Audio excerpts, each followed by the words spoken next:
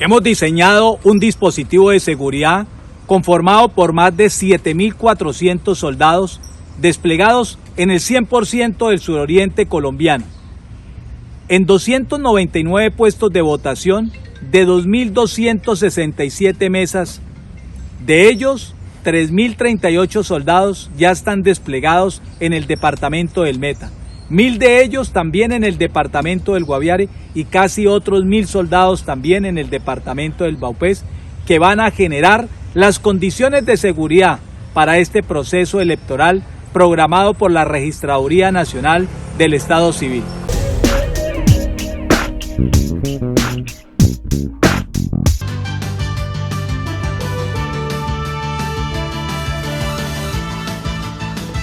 En una operación conjunta de control territorial con nuestra Policía Nacional y el apoyo de la Fiscalía 20 de Granada Meta, logramos la incautación de más de 5.000 cartuchos, a su vez la captura de 3 personas que hacen parte de las redes de apoyo a las estructuras residuales que delinquen en la jurisdicción. Estas personas que fueron capturadas tendrán que responder por los delitos de porte, fabricación de municiones. De esta manera queremos dar un parte de tranquilidad que su Ejército Nacional, de manera conjunta apoyada con la Policía Nacional, seguimos afectando a la logística y las intenciones de estos bandidos que delinquen en la jurisdicción.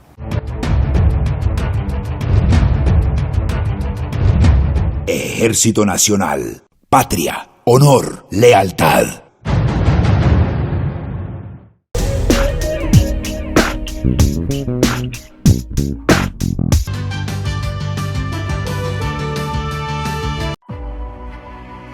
Vi que por los portones laterales que tenemos empezó a entrar agua negra y yo, o sea, para mí eso fue terrible, fue una cosa de pánico terrible. Le decía a mi esposo, eso no está bien, esto está pasando algo. Salimos a la calle y cuando fuimos a coger el carro estaba flotando. Y nos subimos ahí al altillo y desde allá miramos cómo todo estaba destruido. Después de todo lo sucedido, estamos aquí con todo el equipo de la Secretaría de Infraestructura, con toda la maquinaria y su capacidad, apoyando la recuperación del lugar. Manaure, Aldea La Aurora, todo el sector de Vanguardia cuenta hoy con nuestro apoyo para organizar las vías que permitan el acceso a otra maquinaria y demás personal para ayudar casa a casa a la solución del problema. Estamos aquí en territorio con todo el equipo apoyándonos.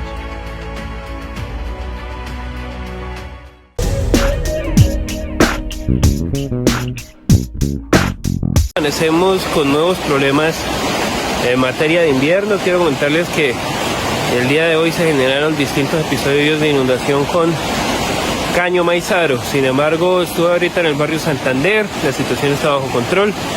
De igual manera en el sector de Simón Bolívar la afectación se reduce a una cuadra más por el taponamiento de una alcantarilla. Y en este momento quiero decirles que los trabajos en el punto del río Guatiquía viene funcionando en la consolidación de este canal interno que evita que el río se recueste a esta margen, que detrás de este muro está el sector de La Aurora y el sector bueno, todos los sectores que se inundaron hace un par de días. Entonces, el canal viene funcionando, se llevó el río un pedazo, pero en términos generales la cosa no está bajo control aún. Nos aguanta un tiempo, pero las lluvias están creciendo sumamente fuertes. Quiero contarles, aquí está parte del problema que tenemos, y es que el río Guatiquía viene con muchísimo sedimento. O sea, cuando uno ve el río embarrado no es que venga embarrado, es que viene con montaña. Y cuando viene con tanto sedimento, pues se fortalece la posibilidad de inundación, porque en lugar de ganar profundidad termina ampliando su cauce activo, ¿cierto? Eso es alguna de las cosas que hay que explicarle también a la gente. En términos generales, por lo pronto en el río Guatiquía tenemos tranquilidad, por lo menos a corto tiempo. No hay que bajar la guardia, le pido a toda la comunidad que esté pendiente y esté presta a cualquier otro aviso.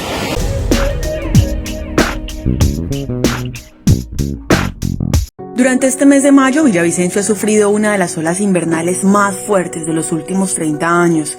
Lluvias que han causado el desbordamiento de ríos como el Guatiquía, Guayuriba y Caño Maizaro, lo que ha provocado inundaciones y afectaciones a cientos de familias, especialmente en comunidades que viven en las márgenes de estos ríos y caños. El IDEAN reporta que las estaciones meteorológicas en tan solo 23 días de mayo superaron en precipitaciones un 104% en la Estación de la Libertad, un 56% en Pompeya y un 45% en Vanguardia, registrando aumentos históricos, lluvias que han dejado más de 34 puntos críticos y 1.200 familias afectadas. Esta emergencia la estamos atendiendo con maquinaria propia que gestionamos y empezamos a operar en marzo de este año. El 72% del tiempo de trabajo de cada máquina del municipio ha estado dedicado en acciones del río Guatiquía, específicamente en el sector de La Aurora, donde se completan 254 horas máquina. Además, se adelantan intervenciones en Guayuriba, 2000 y Brisas de la Esperanza, y se atenderán otros puntos como Ocoa, Villa Campestre, Millanito, Caño Buque, Caño Maizaro y Parcelas del Progreso. Al mismo tiempo, hemos habilitado 3 albergues, entregado más de 800 ayudas humanitarias, rehabilitado vías, extraído 270 toneladas de material, limpiando colegios y viviendas. Estamos ante una emergencia de gran magnitud y respondemos día y noche con toda nuestra capacidad institucional, como siempre lo hemos hecho. Estamos a la altura de las dificultades.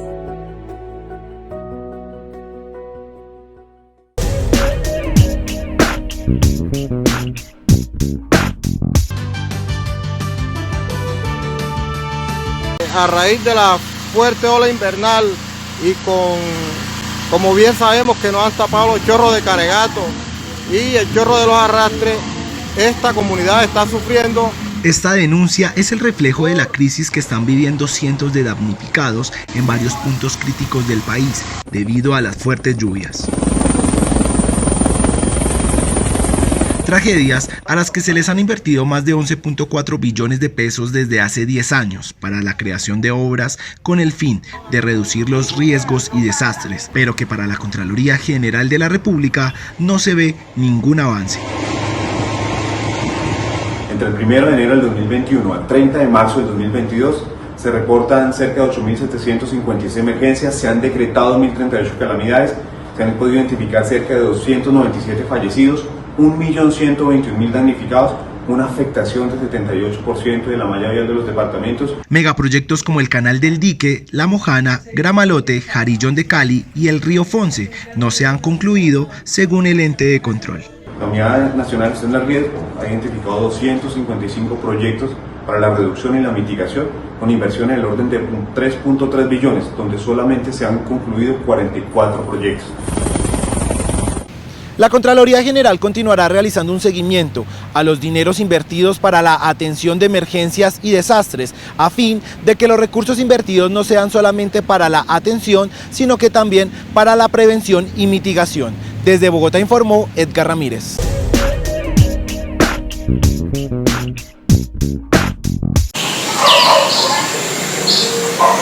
Este es el municipio San Luis, ubicado en el departamento de Antioquia. Un lugar reconocido por sus riquezas naturales, el turismo y especialmente por la calidez de sus habitantes. Pero también por su tormentoso pasado. En el año 1999 hay una toma guerrillera, lo cual hace que toda la comunidad se desplace.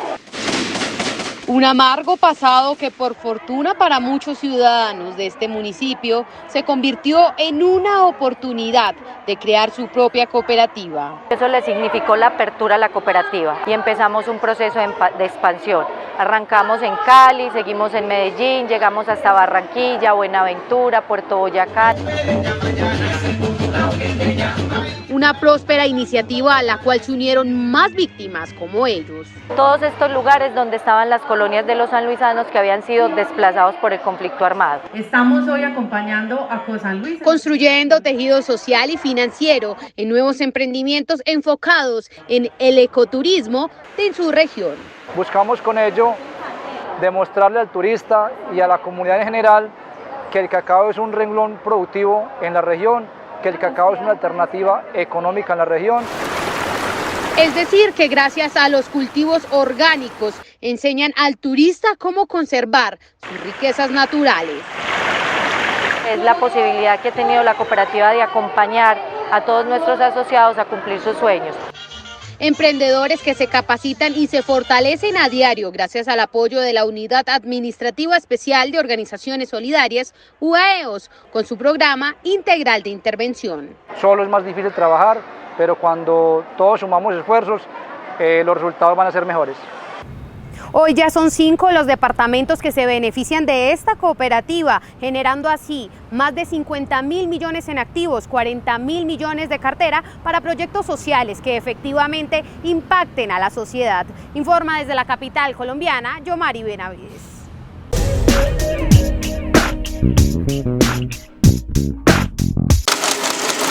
Los recursos públicos de Bogotá están bajo la vigilancia de un nuevo contralor. Se trata de Julián Mauricio Ruiz. Tras una votación de 29 a favor, la plenaria del Consejo de Bogotá lo eligió para este cargo público para el periodo 2022-2025. La recibo con un alto nivel de compromiso y responsabilidad de lo que pretendemos hacer en la Contraloría Distrital. Julián Ruiz es abogado especialista en Derecho Administrativo de la Universidad Nacional de Colombia y magíster en Derecho con énfasis en Derecho Público de la Universidad Externado. Por su parte, viene de ser vicecontralor general de la República desde el año 2020. Esta decisión implica una alta responsabilidad, fue una alta votación por parte de los que tienen la representación de todos los ciudadanos del distrito. Ruiz asume el cargo en reemplazo de José Enrique García, quien cumple como actual contralor encargado desde el mes de marzo.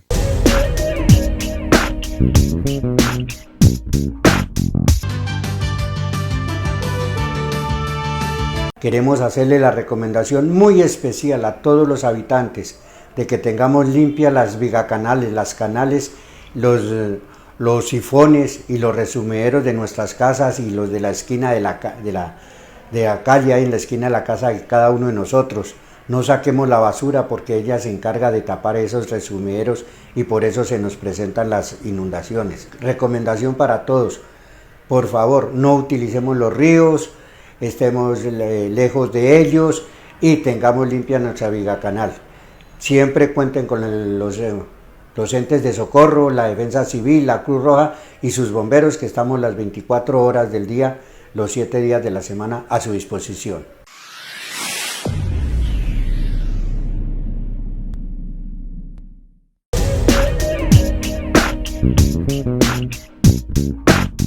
Bueno, muy contenta hoy de poder transmitirle a toda la comunidad cacireña nuestra felicidad. Llegó la dotación de la Biblioteca Rural Itinerante para la vereda San Cristóbal. Hoy, desde las instalaciones de la biblioteca, abrimos las cajas, revisamos todos los elementos que llegaron. Nos acompañó la presidenta de la Junta, la señora Gladys, que está haciendo entrega de su cargo. Nos acompañó también la nueva presidenta, la señora Mariela, y María, que es nuestra mediadora de biblioteca.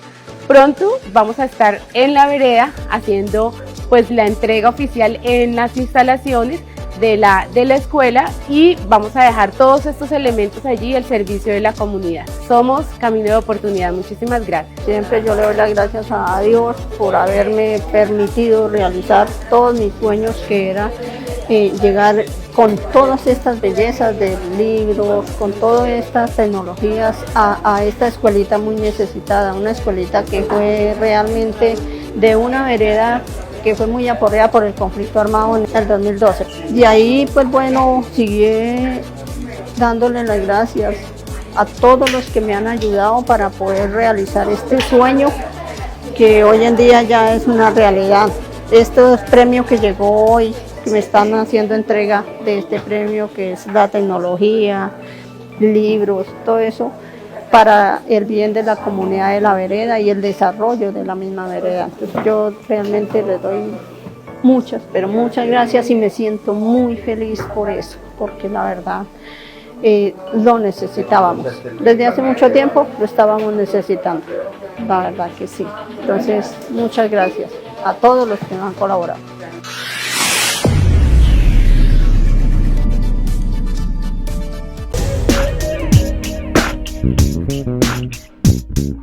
Si Si eres mayor de 18 años, te gusta la cultura, la tradición y la labor social, te invitamos a participar en la elección de la próxima señorita Acacias. Empodérate y demuestra tus habilidades. Ingresa a la página oficial de la alcaldía www.acacias.gov.co, revisa las bases del concurso e inscríbete antes del 17 de junio. Demuestra tus habilidades y liderazgo al representar a nuestro bello municipio. ¡Te esperamos!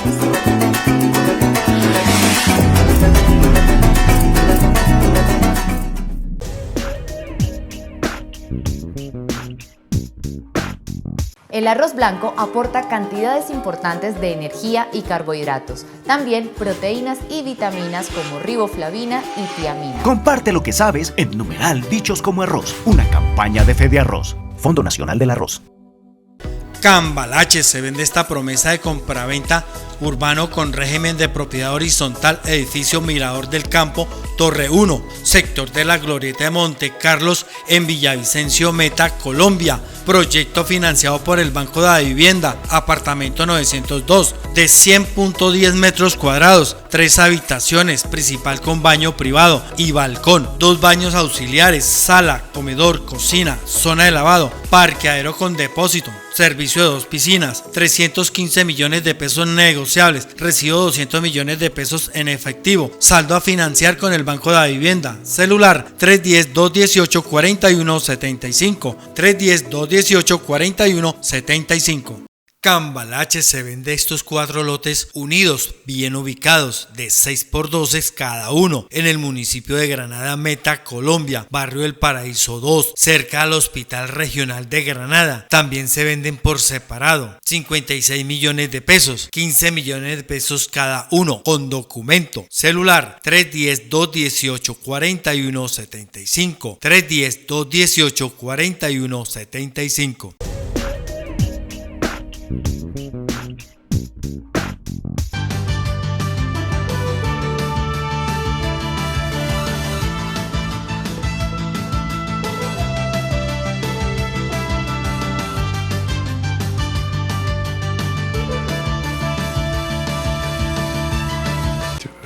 Quisiera preguntarle, presidente Duque, antes que nada, pues agradecerle por estar con nosotros nuevamente en Davos. Este es el 4º año de su mandato y usted seguramente ha acumulado una enorme experiencia con logros muy importantes y una agenda muy ambiciosa en la que hemos tenido el honor de colaborar. Pero también usted debió navegar un contexto muy desafiante, marcado sobre todo por la crisis del COVID, con las consecuencias en materia de salud, repercusiones sociales, económicas y también políticas.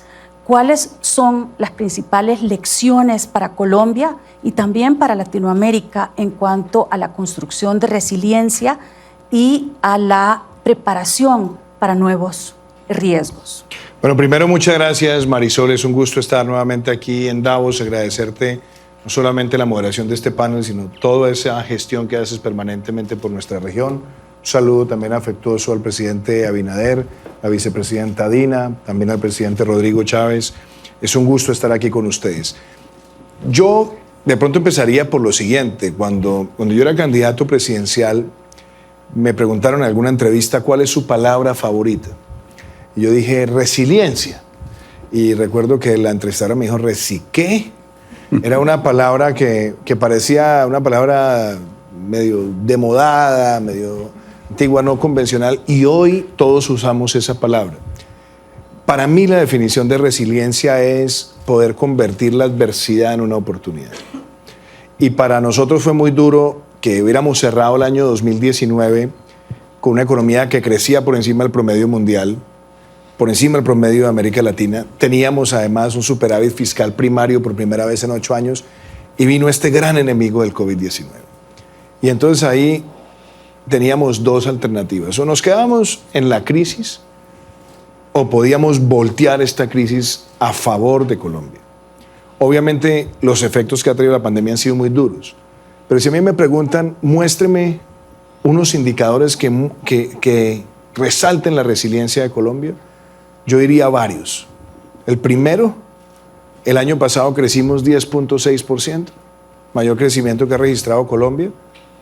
Y este primer trimestre del año 2022 crecimos al 8.5%, mejor primer trimestre en lo que va corrido este siglo en Colombia.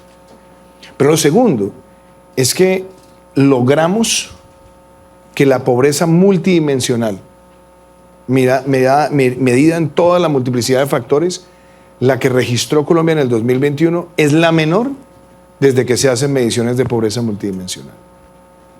El tercer factor, la informalidad laboral, que era pues, una amenaza que surgía también con la pandemia.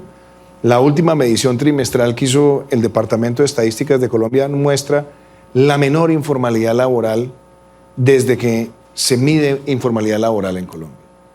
Y obviamente han ocurrido otras tres cosas que para mí también fueron sorprendentes. Mayores ventas de vivienda en la historia de Colombia en medio de la pandemia con los apoyos que dimos en la vivienda de interés social.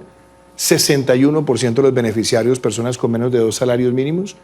Logramos la transformación de la matriz energética en medio de la pandemia, pasando de 28 megavatios de renovables no convencionales a 2.800 que quedarán este año.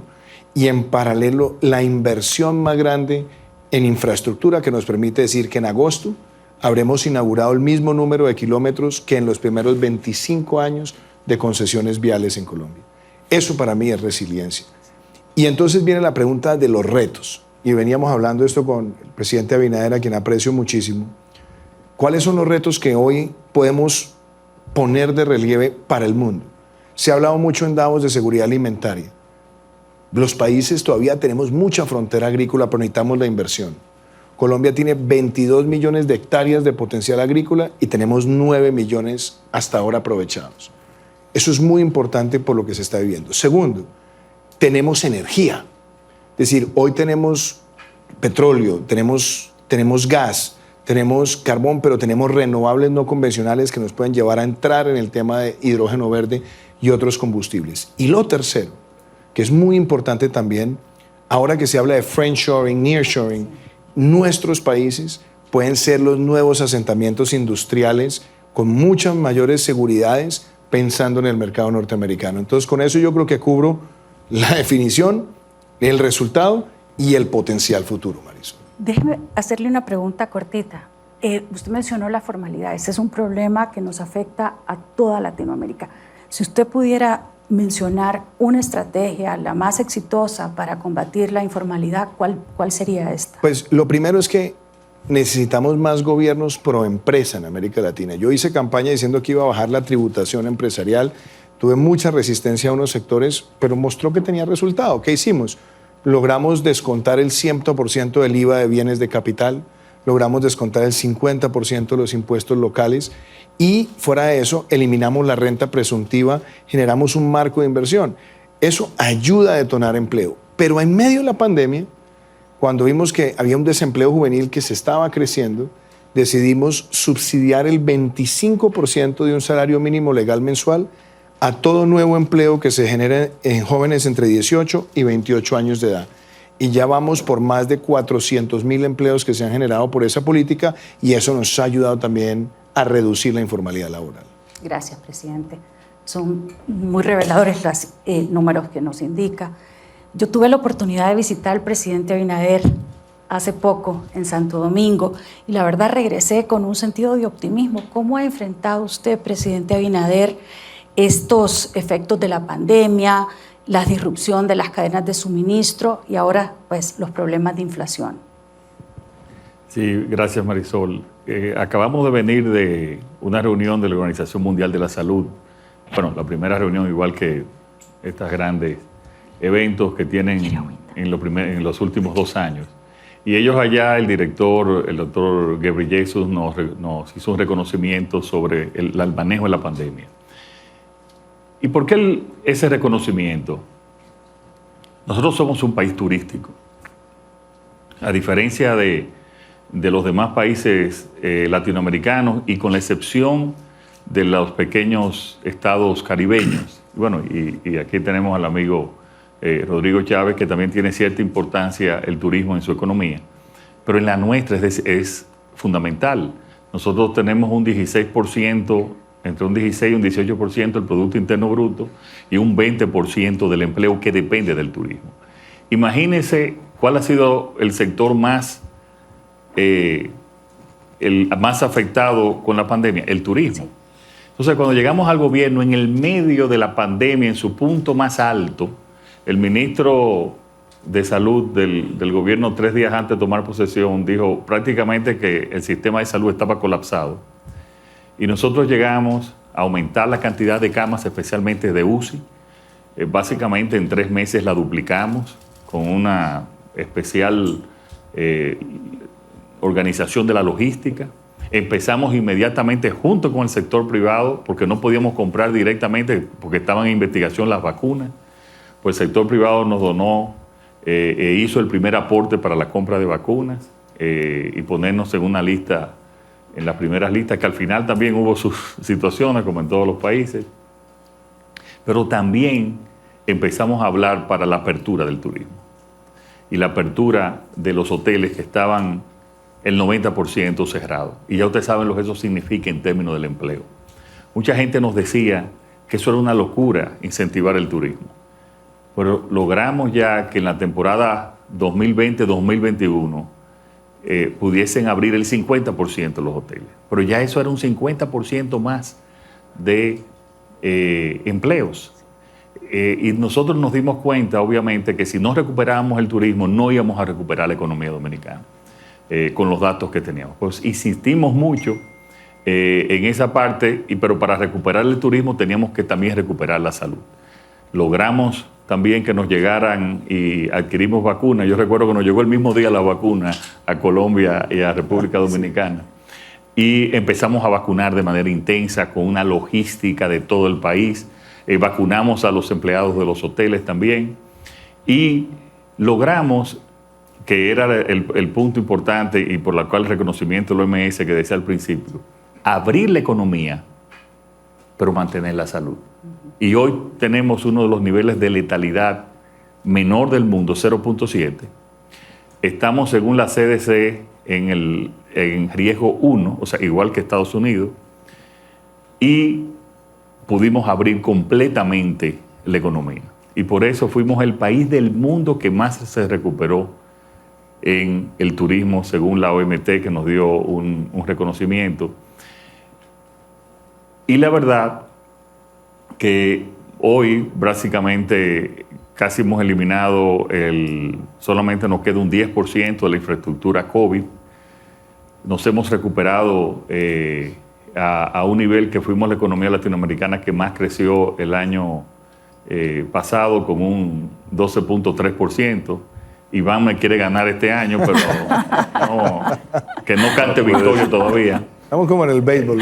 Sí, el primer trimestre crecimos a un 6.1%. Yo pienso que el mes de abril, según he visto los datos preliminares, también vamos a seguir a ese mismo nivel. Y ya la economía va, las zonas francas, que como dice Iván, en el nearshoring, en el friendshoring, o friendshoring, como se dice, hemos crecido en más de un 34% las exportaciones. Las exportaciones tradicionales también nuestras han aumentado. Y si bien resalta la recuperación del turismo, en todas las áreas de la economía nosotros nos ha ido mejor, incluyendo en la parte agrícola, que a pesar de que somos una isla, tenemos un sector agrícola bien poderosos, pero sí bien afectados, porque nosotros, a diferencia de otros países latinoamericanos, no tenemos petróleo, las materias primas las importamos, trigo, soya, maíz. Por ejemplo, allá en la producción de pollo, los productores avícolas dicen, nosotros no producimos pollo, nosotros ensamblamos pollo aquí en el país. Y es la realidad, por las condiciones que tenemos. Pero lo importante es que hemos trabajado con cada sector, identificando las prioridades, y eso nos ha ayudado. En la parte de la inflación, y con esto concluyo, Marisol, hemos tenido que irnos a una combinación de un financiamiento especial. Nosotros hemos duplicado la cantidad de financiamiento del sector agrícola. Y por eso, por primera vez en 20 años no tenemos que importar arroz. Por primera vez tenemos una sobreproducción de plátanos, estamos hablando de los productos que más consumen los dominicanos. Y así también producción récord de pollo, prácticamente en todas las áreas. Aumentamos la financiamiento de la producción, pero también ahora después de la guerra, especialmente que han subido las materias primas, hemos tenido que ir a los subsidios. Nosotros dejamos en $85 el precio del petróleo y de ahí en adelante le hice un discurso al país que entre 85 hasta 115, según nuestras proyecciones, podíamos mantener el subsidio. Hasta ahora, tú sabes, hoy está a 110, que es el WTI, el West Texas, que es el que compramos nosotros. Pero hoy, exactamente en unas 2 horas, el ministro de Industria y Comercio anuncia también el subsidio al maíz para que no suba el precio del pollo. Ya anunciamos hace 2 semanas también el subsidio al trigo, y en septiembre del año pasado empezamos a subsidiar también los fertilizantes. Imagínense que la urea, cuando llegamos al gobierno, estaba a $270 aproximadamente la tonelada y hoy está a 850. Sí. Entonces tuvimos que sellar también y hacer una línea de subsidio. Hemos hecho una administración fiscal realmente lo más eficiente posible. La verdad es que nos sentimos muy orgullosos porque además lo estamos haciendo con mucha transparencia, una lucha constante contra la corrupción para que esos recursos puedan rendir. Y terminamos el año pasado con una proyección del déficit menor, y este año sí vamos a tener que, ya por esa situación, y ya se lo anunciamos a los organismos multilaterales, de que sí vamos a tener que aumentar el déficit, aún sí por debajo de las proyecciones que se tenían del año pasado. Pero lo que te puedo decir, Marisol, que esto tiene que ser una administración día a día por la situación cambiante, ir adaptándonos, y no se puede proyectar a largo plazo. Y largo plazo son 3 meses aquí, ¿eh? O sea, aquí tenemos semanalmente, yo me reúno con el Gabinete de Economía, me reunimos con el Gabinete de Construcción, nos reunimos con el Gabinete de Agricultura, nos reunimos con el Gabinete de Salud para determinar las acciones como los tiempos lo meritan. Lo felicito, presidente. Es así. Nos ha tocado vivir en un mundo muy fluido con factores locales y externos bastante complicados. Quisiera pasar con la vicepresidenta Boluarte. Pues el Perú fue uno de los países con una de las tasas de recuperación económica más altas en Latinoamérica. Se calculó que había crecido en 2021 en un 13.1%. Pero, ¿cuál es la visión y la estrategia de su gobierno para fortalecer la gobernabilidad, la confianza y que se permita trabajar con el sector privado, promover más inversión y con eso generar empleo? Gracias, Marisol. Primero quiero saludar a nombre del Perú a cada uno de los asistentes a este Fórum Mundial de Economía, en el cual los países daremos a conocer aquello que vivimos día a día en nuestra sociedad. En tu pregunta, Marisol, yo quisiera primero un poquito abrir el mercado, no solamente centrarme en el Perú, sino ir un poco a Latinoamérica. Y en Latinoamérica tenemos que mirar a la persona como el centro del paradigma del desarrollo social. Y tenemos que pensar en 3 aspectos importantes. Primero, hay que colocar, como digo, a la persona como centro principal de ese desarrollo económico. Segundo, que el Estado tiene que tener prioridades para poder atender la salud, la educación y la seguridad. Y como tercer punto importante, es que el sector privado tiene que jugar un rol muy importante donde pueda hacer ese círculo virtuoso donde tengamos que crecer, tanto los empresarios, pero también nuestras sociedades.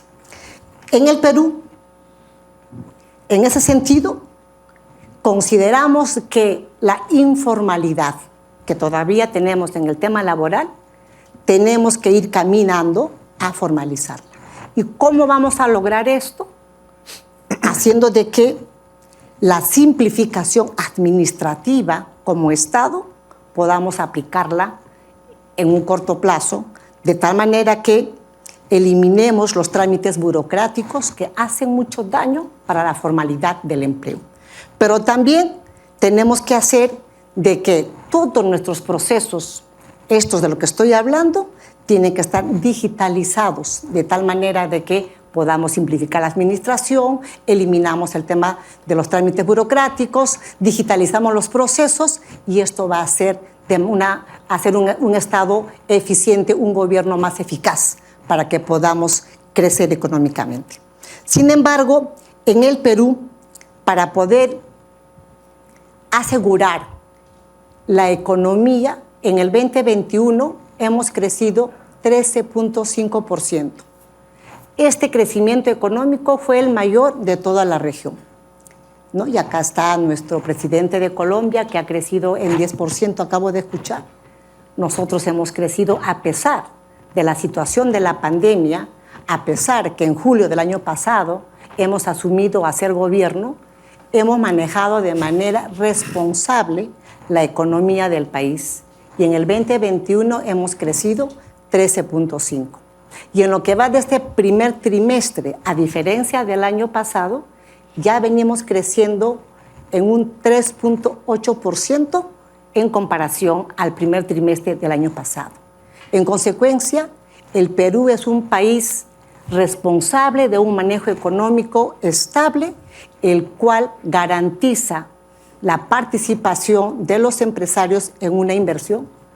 Garantizamos una atención jurídica responsable en el que el inversionista pueda llegar a invertir de manera segura, pero también con reglas claras, donde el empresario y el inversionista debamos de caminar juntos, cuidando nuestro medio ambiente que tanto daño está haciendo ahora. Venimos del almuerzo donde hemos estado los presidentes y he escuchado hablar a diversos presidentes en el que si no nos ponemos todos los líderes, no solamente latinoamericanos, sino del mundo, para cuidar nuestro planeta Tierra, estamos poniendo en riesgo no solamente el tema alimentario, que es lo que nos mantiene vivos, sino que la misma supervivencia del ser humano en el planeta Tierra. Así que los invitamos a todos los inversionistas a venir a Perú a invertir. Estamos seguros que los vamos a atender con sumo agrado y con una economía estable, con garantías de seguridad jurídica, para que podamos todos, tanto ustedes como nosotros como sociedad peruana, desarrollarnos de una manera conjunta. Gracias, Marisol. Gracias, vicepresidenta. Muchas gracias.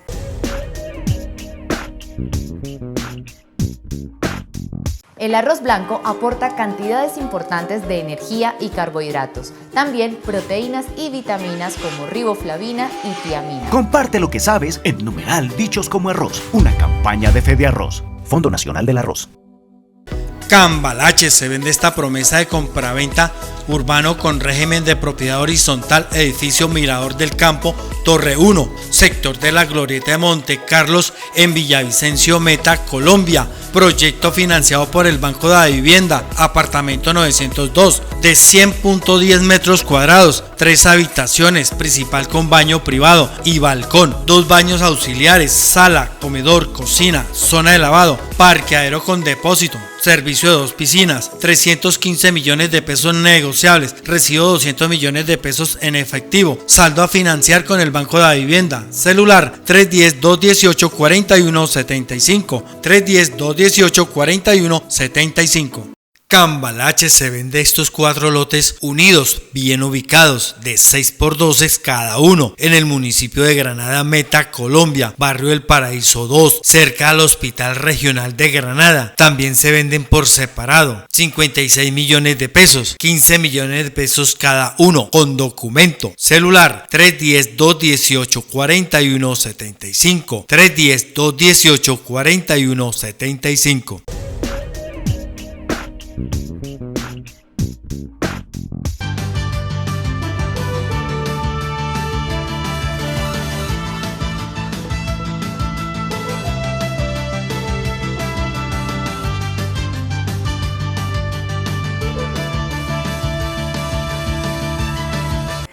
Presidente Chávez, este es el primer viaje internacional que usted realiza como presidente de Costa Rica.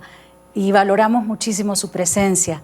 Costa Rica se conoce por ser un país estable, seguro, con mucha equidad social.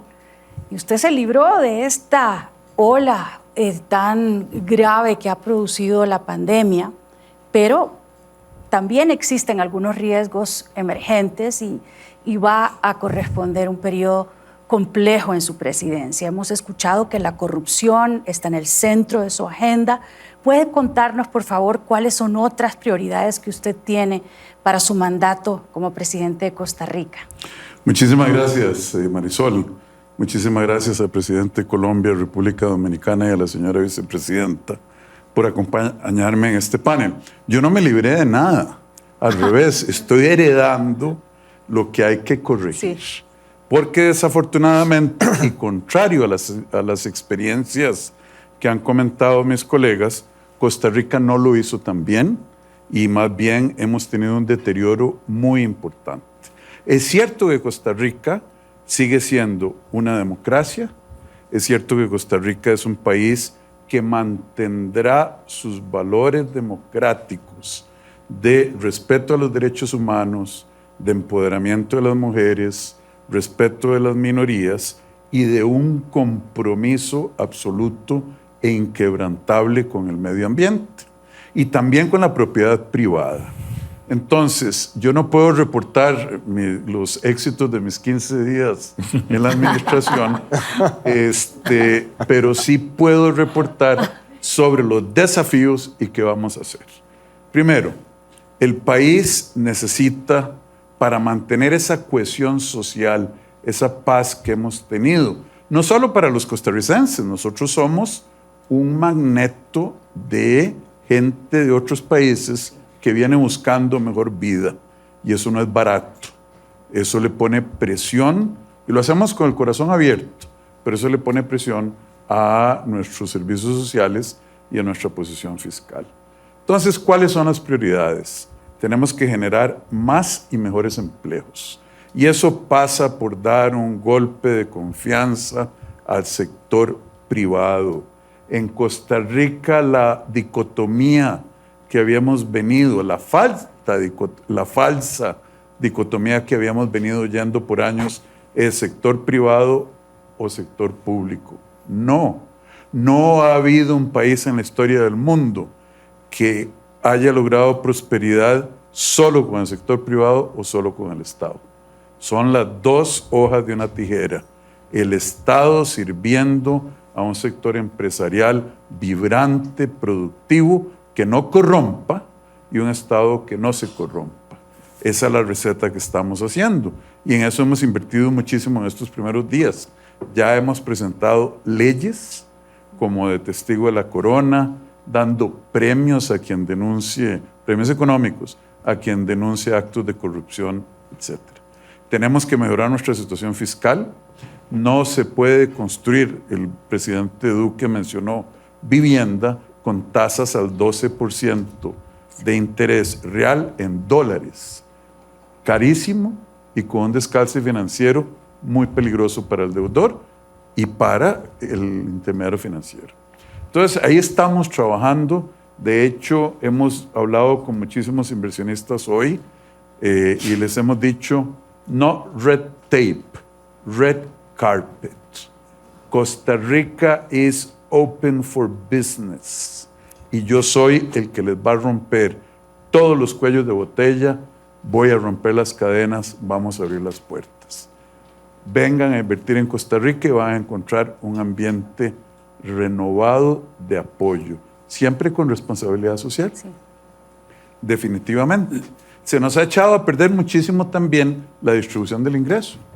Costa Rica era el país más igualitario en la distribución del ingreso junto con Uruguay por generaciones. Eso no ha funcionado.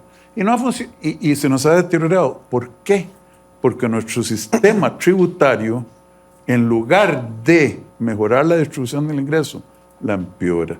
La calidad de los servicios públicos, y ese es un compromiso que los costarricenses tenemos. Uno puede debatir si la distribución del ingreso es buena o mala, si lima los incentivos, etc. Lo que los costarricenses estamos 100% de acuerdo es que la igualdad de oportunidades no es discutible y el Estado tiene que dar esa igualdad de oportunidades a través de construir capital humano, educación, salud y seguridad pública. Esa es nuestra ruta. La otra es la calidad de los servicios públicos.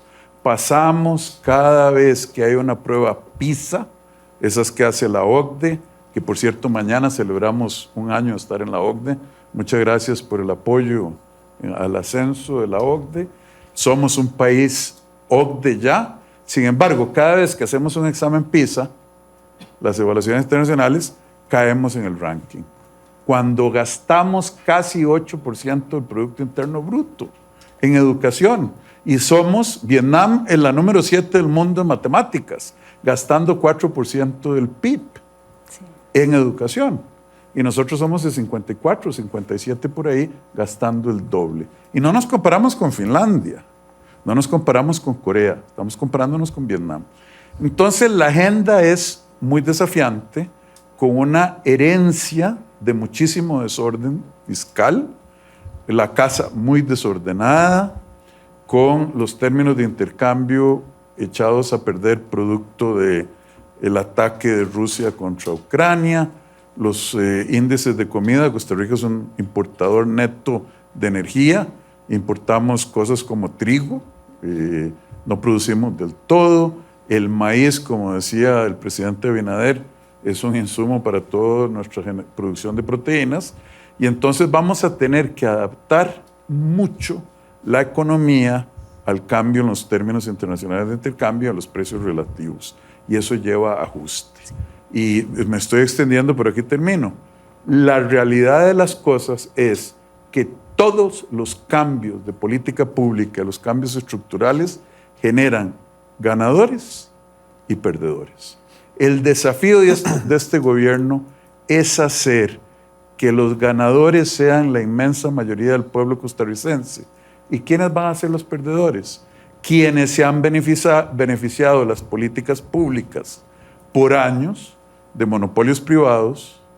Costa Rica hay monopolios privados. El Estado le ha entregado a empresarios un monopolio. Solo usted puede importar agroquímicos, solo usted puede importar ciertas medicinas. Eso se está acabando y en eso estamos trabajando muy duro.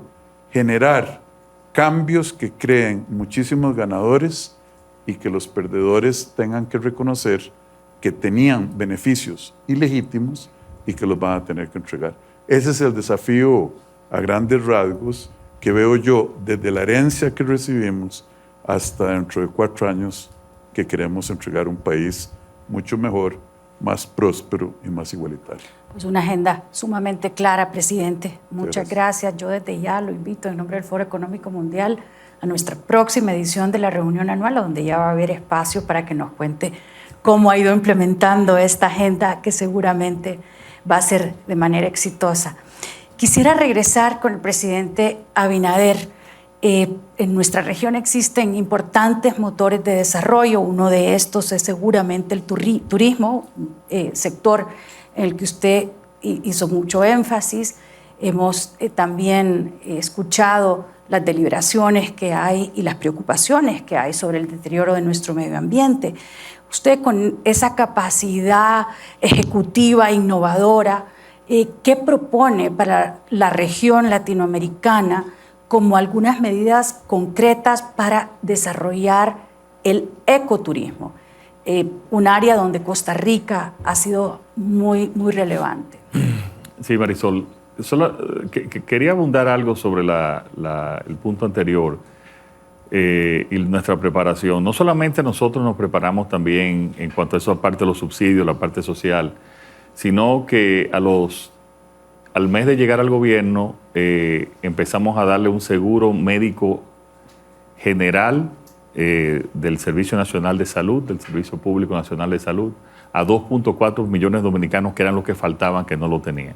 O sea, hoy por hoy ya el 98% de los dominicanos tiene su seguro médico básico. Y eso fue muy importante también para la recuperación en términos de la salud. Y al mismo tiempo hemos duplicado, tanto en cantidad en términos del aporte económico directo, como también de la cantidad de personas que se le da una ayuda directa, especialmente a madres y padres en situaciones de vulnerabilidad. De 830,000, hoy le estamos dando a 1.650.000 y el doble de la ayuda directa que se le daba en su momento, porque tenemos que hacer siempre un balance entre el desarrollo y el crecimiento económico y realmente la distribución y la justicia social, que es debe ser el objetivo de cualquier política económica, disminuir los niveles de pobreza. Mira, República Dominicana tiene una matriz de producción, de generación de divisas y de empleos muy diversa, y eso es algo muy positivo para nosotros. En términos de generación de divisas, tenemos el turismo, las zonas francas y las exportaciones tradicionales, y bueno, las remesas, que las tenemos todos los países latinoamericanos en términos de generación de divisas. Pero todos conocemos aquí que las divisas también, la generación de divisas, es un impulso muy importante al sector construcción, más de lo que la gente piensa y se imagina fuera de nuestros países. La zona franca ha sido favorecido con lo que mencionó Iván, el nearshoring y el friendshoring también. Claro, nosotros hemos hecho una gran campaña, una gran apertura a esas nuevas empresas. Por ejemplo, te puedo decir que en las zonas francas nuestras ya tenemos exportaciones de $1.800 millones solamente de dispositivos médicos. O sea, dispositivos médicos ya de una tecnología media importante. Aparte de las zonas francas manufactureras, de telas, ropas y de otros productos que también nos vamos a ir en la parte tecnológica. Ya volviendo a la parte de turismo, yo creo que Latinoamérica, tan diversa como es, así mismo tiene que ser su turismo. Nosotros tenemos el turismo de sol y playa, que la verdad que es el turismo masivo, es el más importante, pero nosotros lo combinamos también con turismo ecológico, en áreas importantes que tenemos de reservas naturales, de parques, que lo hemos, al mismo tiempo que lo protegemos, pues le damos una posibilidad de visita especial, y también con el turismo histórico. Recuerda que Santo Domingo es la primera ciudad de América, ciudad primada de América, donde están los primeros restos de nuestra España colonial, y también estamos impulsando y haciendo toda una rehabilitación de nuestra ciudad colonial. Y eso es muy importante. Hoy en uno de los paneles uno de los paneles de turismo, hablaba la ministra de Turismo de Arabia Saudita, que ellos están tratando de impulsar, que ellos empezaron a crear nuevos puntos y nuevos destinos turísticos en el momento de la pandemia. Bueno, pues nosotros hicimos lo mismo y estamos desarrollando un nuevo polo turístico que es Pedernales. Ya tenemos compromiso de 11 cadenas internacionales. Sin embargo, ese nuevo polo turístico va a ser un polo turístico con una inclinación muy especial hacia el ecoturismo. Es una provincia donde el 78% del terreno es parque nacional. Y esto se va a ubicar en una pequeña parte de la provincia para tener acceso a toda esa área protegida y un turismo de mucho menor densidad que, por ejemplo, el turismo masivo y muy exitoso que desarrollamos en Punta Cana. Así, cada país, el caso de Costa Rica se ha desarrollado, ha sido ejemplo de un desarrollo ecoturístico. Sí. Colombia tiene todas las posibilidades, tiene desde Cartagena, una ciudad colonial preciosa, hasta puede tener ecoturismo o de playa. Y yo creo que Brasil es un continente que lo puede tener todo. Y yo pienso que cada país, con lo diverso que es Latinoamérica, lo que tiene que identificar. Ahora mismo ya hay una necesidad de turismo que te presenta todo el menú. Si bien es masivo lo que te digo de sol y playa, sí también hay el turismo ecológico, el turismo cultural e histórico. Y hay que tener presente también, Marisol, que las nuevas generaciones tienen mucha conciencia hacia un turismo con un sentido ecológico muy importante. Por ejemplo, mis hijas no van a un restaurante que tenga plástico. Sí. Y hablo de mis hijas que tienen de 20 a 25 años. Tienen mucha conciencia en ese sentido. Y así vamos a desarrollar este nuevo polo. Y así tenemos también nosotros que ir a una isla. Y finalmente hay algo que quiero llamar la atención aquí sobre el tema ecológico. Nuestros países, especialmente en el Caribe, somos los que menos durante siglos hemos contaminado el mundo porque no tenemos desarrollo industrial importante. Sin embargo, somos de los 10% de los que menos han contaminado. Sin embargo, somos de los 10% de los países con mayor vulnerabilidad. Nosotros tenemos el grave problema del sargazo en todo el Caribe. Cuando vemos el aumento del nivel de los mares, de los océanos, tenemos mucha vulnerabilidad en cuanto al calentamiento global. Y eso hay que tenerlo, y los países de mayor nivel económico tienen que tener más conciencia en ese aspecto. Iván y yo estuvimos conversando en Costa Rica, cuando tomó posesión el presidente Chávez, de hacer todo vamos a decir, un parque entre Colombia y República Dominicana, que va a tratar de conservar nuestras aguas, conservar nuestros mares de cualquier explotación que nos afecte.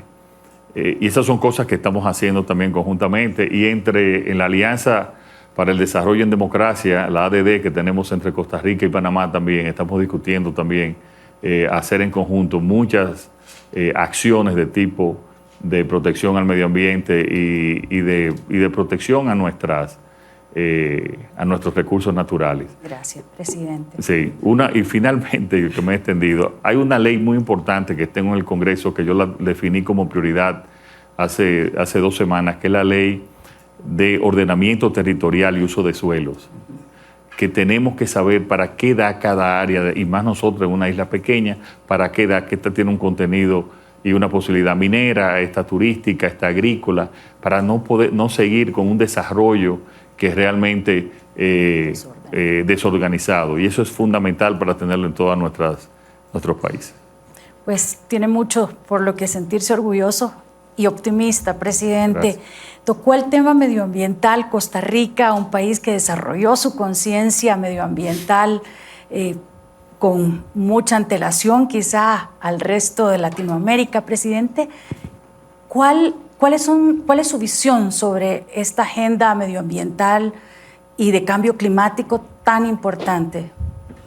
Mire, Costa Rica es un país que no va a echar para atrás en sus compromisos y en sus deseos de alcanzar neutralidad del carbono, de contribuir y ser un buen ciudadano o una buena ciudadana en el concierto de las naciones, como dirían. Costa Rica permanece comprometida. Necesitamos hacer algunas cosas de manera diferente. Logramos reversar la desforestación. Yo creo que somos el único país tropical que lo ha logrado. Más bien duplicamos la cobertura de bosque en nuestro país de una manera bastante sorprendente y afortunada. ¿Qué nos queda? Nos queda muchísimo invertir en adaptación. Lo que decía mi estimado presidente Abinader, a nosotros nos afecta muchísimo el cambio climático, y no estamos invirtiendo lo suficiente en adaptación y en reconstruir mejor. Segundo, tenemos desafíos históricos con el manejo de nuestras cuencas de ríos. Desafortunadamente hemos invertido muy poco en acueductos, en alcantarillados, mejor dicho, y tenemos demasiada contaminación de nuestros ríos. Vamos a trabajar en eso. El manejo de sólidos, no estamos reciclando, no estamos haciendo suficiente economía circular, no estamos haciendo waste to energy, etc. Continuamos mejorando nuestra matriz energética cada vez hacia más renovables. a pesar de que sobreinvertimos en la capacidad de generación eléctrica, sobre todo con combustibles fósiles. Vamos a seguir adelante. Los tiempos son difíciles. Entonces lo haremos al paso, sin prisa, pero sin pausa, al paso que las condiciones globales permitan, sin sacrificar demasiado el bienestar actual, a cambio de un futuro lejano, pero tampoco sacrificando el futuro por la ganancia inmediata. Hay un tema de racionalidad económica y compromiso social que creo Costa Rica balanceará muy bien, porque estamos llegándole al tema de una manera muy técnica. Sí, presidente, muchas gracias. Usted mencionó la neutralidad de carbono, el net zero. El presidente Duque ha posicionado en la agenda de Colombia muchos motores de desarrollo, entre ellos usted desarrolló una hoja de ruta para net zero y también usted ha impulsado una estrategia de transformación tecnológica y digital muy relevante, sobre todo en los tiempos de pandemia, donde hemos visto una aceleración de esas capacidades y necesidades que nos han sobrevenido durante la pandemia. ¿Nos puede contar, presidente, un poco cómo ve usted estos dos temas en particular y cuáles recomendaciones puede usted dar al resto de América Latina sobre estos? Bueno, primero yo creo que hemos tenido aquí unas intervenciones bastante elocuentes y claras también por parte de los presidentes, de la vicepresidenta, y eso me permite decir que uno de los factores que más une hoy a América Latina con todo el mundo tiene que ver con la agenda ambiental.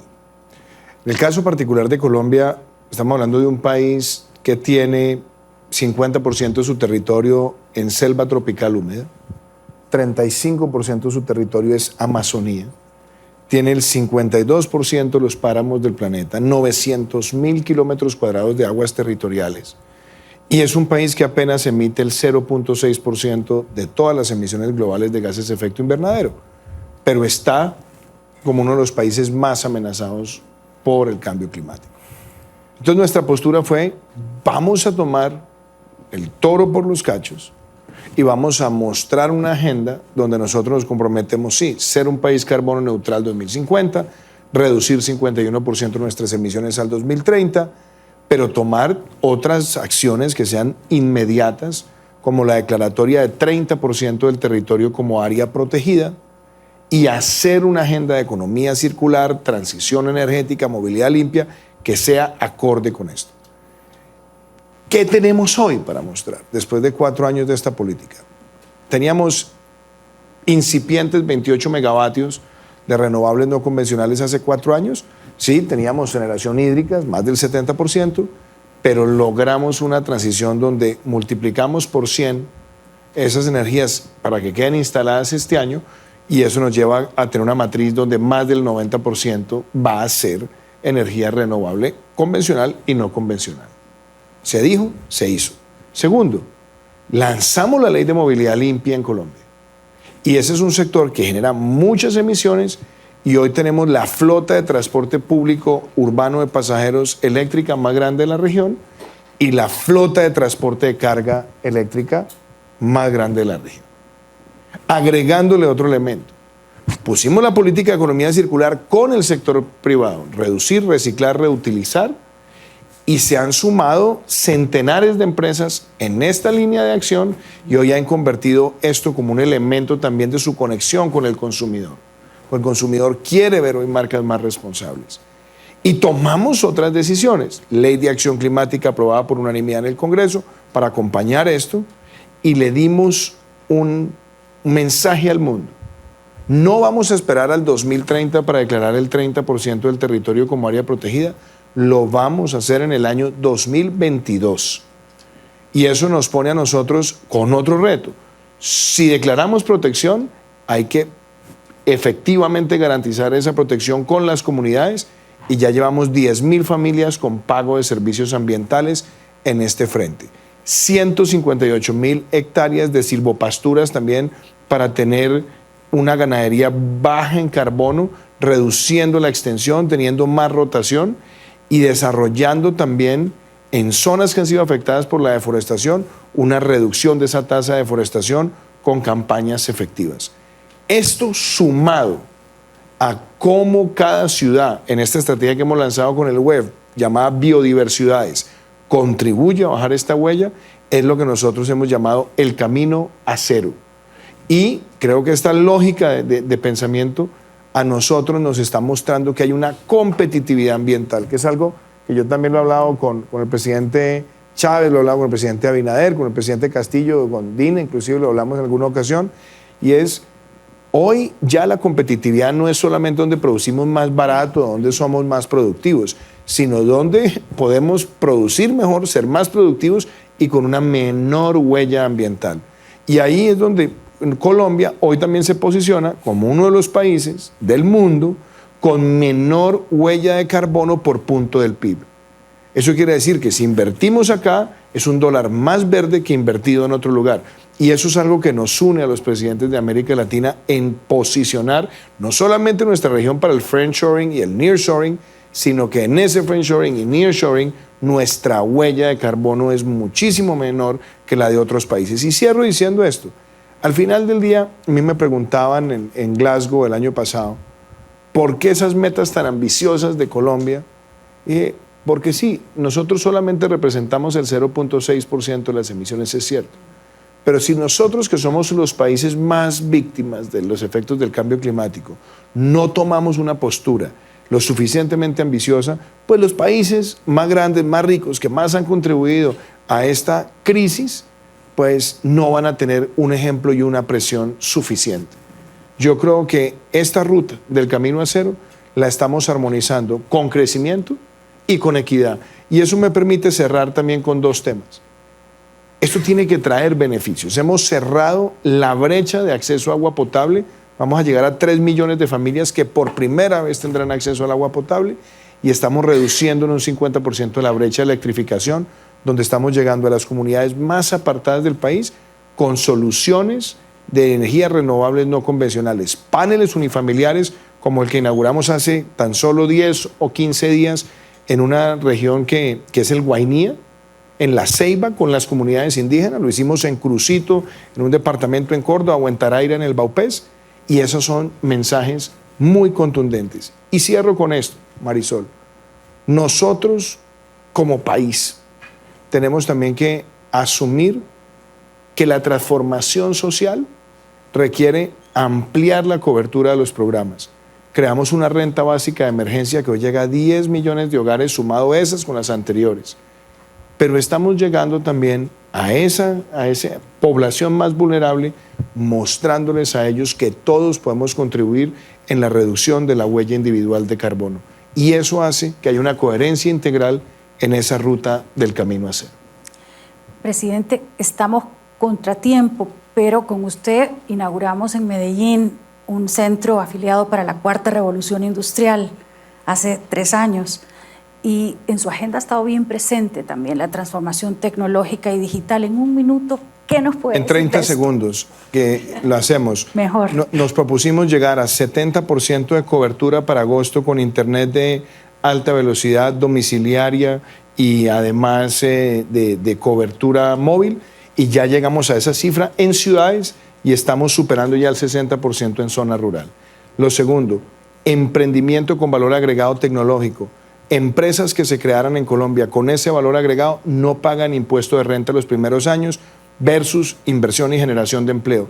Nos propusimos que hubiera 3 unicornios colombianos, empresas creciendo a 3 dígitos.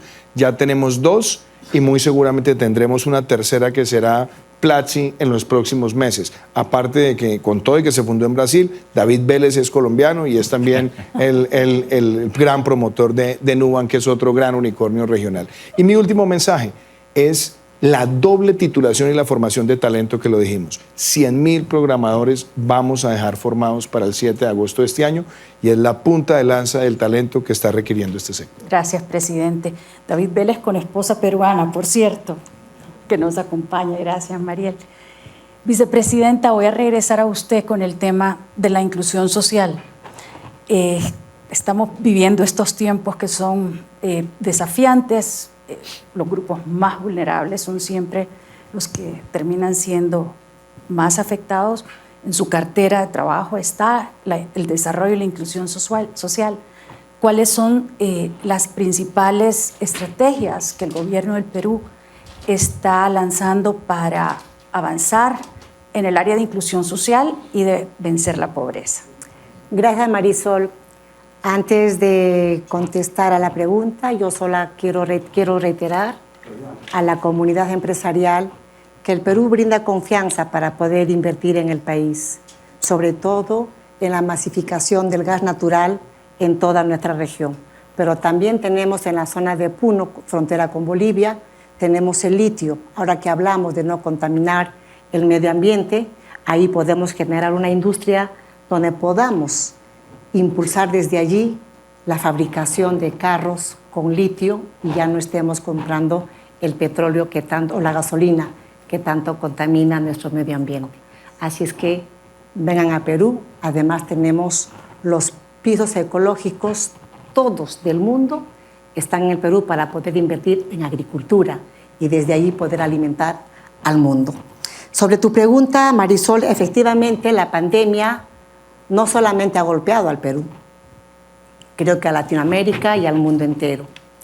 Y es por eso que apenas empezamos a gobernar hace 9 mesecitos, tenemos recién, todavía estamos pronto a caminar, estamos ahí como los bebés todavía sosteniéndonos en el gobierno, a pesar de que hasta ahora la derecha en el país, si es que así podemos denominarla, no quiere reconocer el triunfo legítimo del presidente Pedro Castillo en las elecciones segunda vuelta del 6 de junio. Y desde el primer instante que el presidente y yo juramos servir al pueblo peruano, no nos han dejado gobernar en paz. Pero aún así, dentro de esa situación con ruido político, nos hemos puesto firmes y, como dice el amigo Duque, somos resilientes frente a ese ataque diario que tenemos. Pero vamos avanzando y en ese sentido el presidente Pedro Castillo ha fijado políticas de atención a la población más vulnerable del país, porque la pandemia ha hecho que bajemos 10 puntos en cuanto a desarrollo y calidad de vida que tenían los peruanos. Y esto ha afectado al 30% de la población, quienes se encuentran en calidad de pobres y pobres extremos. Por ello que desde el Ministerio de Desarrollo e Inclusión Social, del cual soy ministra, apenas ingresamos, hemos propuesto a la población peruana el bono Yanapay Perú, que significa Te Ayudo Perú. Este ha sido un bono muy ambicioso porque ha cubierto casi al 50% de la población peruana. 13.500.000 personas han recibido su Yanapay Perú. Eso en cuanto al bono. Pero también desde el programa Jaliwarma Chico Fuerte, atendemos a más de 4 millones de estudiantes entre niñas y niños de primaria y secundaria. Secundaria por el momento en la zona de la selva, que es la más complicada en cuanto a desarrollo social, pero estamos avanzando para que podamos, al término de este medio año, atender toda la secundaria con la alimentación a la escolaridad en el país. Pero también desde el programa Jaliwarma, en cuanto se ha visto que tiene un trabajo sumamente eficiente, se nos ha encargado también la atención de entregar canastas alimentarias a la población vulnerable, llámese ollas comunes. En consecuencia, sí estamos contra el tiempo, me dice Marisol, en cuanto, por ejemplo, a ollas comunes, hemos atendido a más de 243,000 familias, personas en capacidad de vulneración. Pero, Marisol, yo quiero enfocarme en todo caso. Hay un programa muy bonito dentro de los diversos programas, 7 programas que administra el Ministerio de Desarrollo e Inclusión Social, en el programa País, que tiene como principal acción el tema de las PIAs. ¿Qué son las PIAs? la selva peruana es bien difícil de ingresar. A través de estas vías, que son barcos, llevamos los servicios del Estado a toda la comunidad nativa. Eso es en la zona de los ríos amazónicos. Llevamos las vacunas, llevamos salud, llevábamos el tema del programa Aurora contra la violencia de la mujer, llevamos educación, llevamos el Banco de la Nación para que puedan cobrar sus bonos. Y no solamente eso, sirve de hospital porque ahí atendemos partos a las señoras, a las hermanas de las comunidades nativas. Pero así como tenemos las vías que vamos por el río y llegamos a los lugares más recónditos del Perú y donde no pueden llegar los barcos, entramos vía aérea, llevando estos servicios del Estado, ahí donde antes no estaban atendidos, era el sector más excluido de la atención del Estado. Pero así como tenemos los barcos y las avionetas para entrar en la zona selva, en el territorio tenemos 477 tambos en las zonas rurales.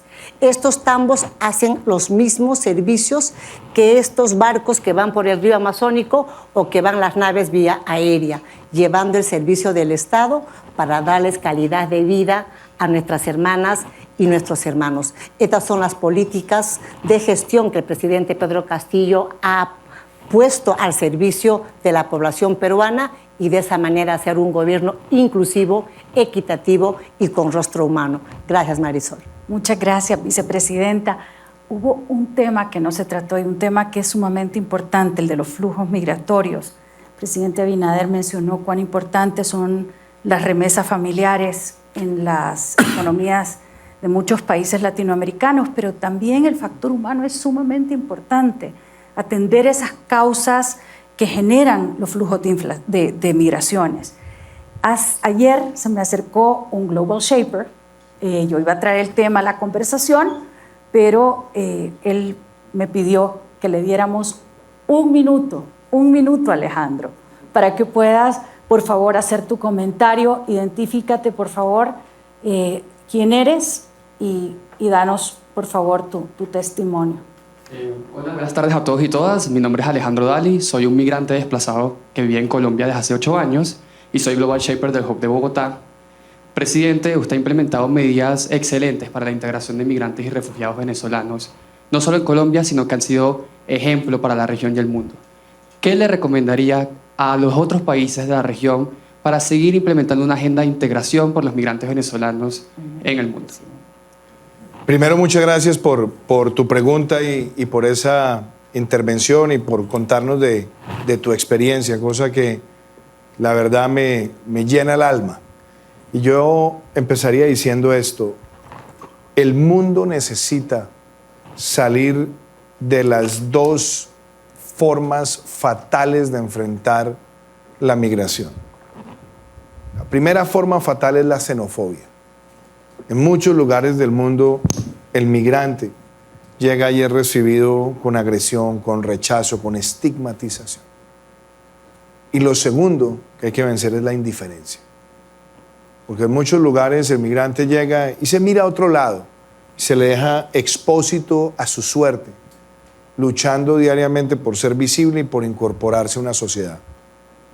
Yo desde el primer día de gobierno, lo dije además en campaña, quería vencer esas dos cosas y lanzar un estatuto de protección temporal en Colombia. Muchas personas me hablaron que era una decisión impopular, pero cuando se trata de atender a las personas que están luchando por su vida, la popularidad tiene que ser lo menos importante. Es la consideración humana. ¿Y qué logramos? Con ese estatuto, de hecho aquí me acompaña mi jefe de gabinete, María Paula Correa, que ha estado liderando esa tarea conmigo y con Juan Francisco Espinosa en el gobierno colombiano. Vamos a entregar el primer 1.000.000 de tarjetas del Estatuto de Protección Temporal en casi un año, algo histórico, en el próximo mes. Y esperamos dejar, por lo menos ya en toda la parte biométrica, asignación y ya del registro, los otros 800.000 antes del 7 de agosto. ¿Qué podemos decir hoy? Rompimos el paradigma. Decían, esto le va a quitar el empleo a los colombianos. hemos bajado la informalidad, hemos recuperado empleo prepandémico aún con este estatuto. Y lo otro, hemos logrado una inserción real al sistema de salud, a la bancarización, al acceso a vivienda, que vence la invisibilidad y la indiferencia. Y algo que yo quiero agradecer, esto no es una decisión solamente del presidente. Los gobernadores, los alcaldes, el sector privado y la sociedad en general en Colombia han mostrado esa solidaridad. Y yo en eso mantendré mi compromiso férreo siempre. Pero también quiero aprovechar para decirlo acá. No podemos ser indiferentes frente a la causa de esa tragedia humanitaria que es la dictadura de Nicolás Maduro. Hay que seguir perseverando todo el tiempo que se requiera hasta que Venezuela retome la democracia. Ser solidario, ser fraterno con el migrante, pero ser defensores a ultranza de la democracia. Muchas gracias. Muchísimas gracias, señores presidentes, señora vicepresidenta. Nos hemos pasado el tiempo, ha sido un diálogo muy rico. Yo espero, sinceramente, que los líderes latinoamericanos de todos los sectores puedan ponerse de acuerdo, puedan generarse consensos independientemente de las divergencias locales, de las divisiones ideológicas, de las diferencias entre países y que finalmente podamos desarrollar una agenda de largo plazo que nos conduzca hacia el desarrollo sostenible e incluyente en América Latina. Muchísimas gracias. Gracias, Marisol. Gracias.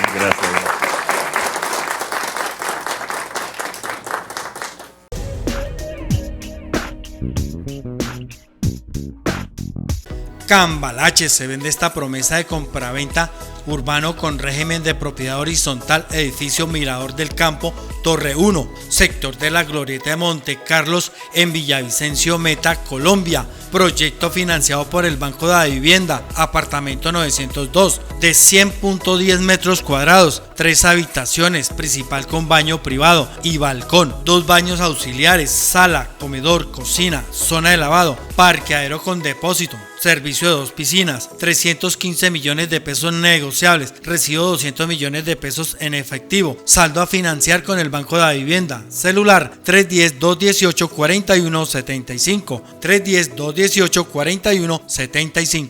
Cambalache se vende estos 4 lotes unidos, bien ubicados, de 6x12 cada uno, en el municipio de Granada, Meta, Colombia, barrio El Paraíso 2, cerca al Hospital Regional de Granada. También se venden por separado, 56 millones de pesos, 15 millones de pesos cada uno, con documento. Celular 310-218-4175, 310-218-4175.